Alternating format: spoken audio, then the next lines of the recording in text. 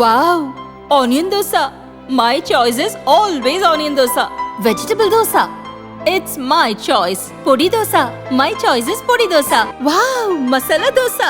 It's always my choice. Dosa வகைகளில் ஒவ்வொருவருக்கும் ஒவ்வொரு சாய்ஸ் இருக்கலாம், ஆனால் எல்லா வகை தோசைகளுக்கும் ஒரே சாய்ஸ் இதயம். பொதுத் தேர்வு முறைகேடுகளை தடுக்க மத்திய அரசு புதிய சட்டத்தை அமல்படுத்தியுள்ளது. பொதுத் தேர்வுகள் நியாயமற்ற வழிமுறைகள் தடுப்புச் சட்டம் கடந்த பிப்ரவரியில் பார்லிமெண்டில் நிறைவேற்றப்பட்டது. இச்சட்டம் அமலுக்கு வந்துள்ளதாக மத்திய அரசு அறிவித்துள்ளது.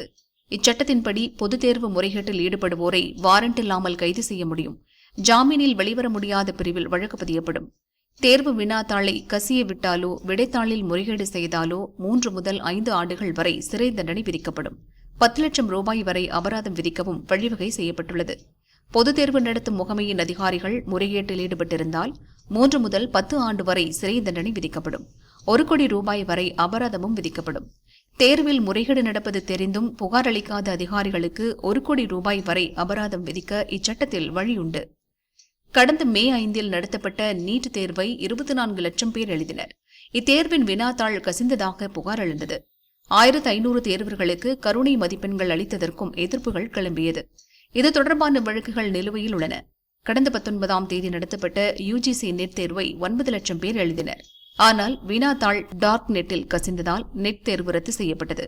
இச்சூழலில்தான் தேர்வு முறைகேடுகளை தடுப்பதற்கான புதிய சட்டத்தை மத்திய அரசு அமல்படுத்தியுள்ளது.